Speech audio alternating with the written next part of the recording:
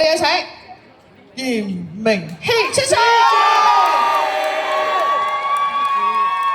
朱姐，我哋等咗好耐啦。Hello，朱持。你好啊，朱持。好，咁啊，其實都仲係新正頭啦，不如都同大家拜個年先啊。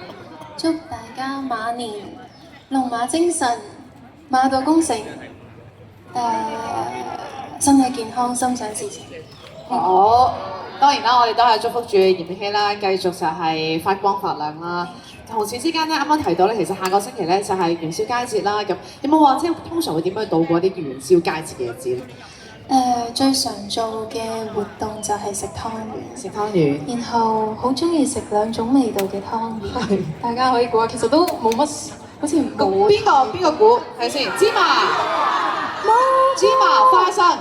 係。咁勁嘅你哋，佢哋好肯定添啊！芝麻花生。係就係呢樣嘅。好了解你。好，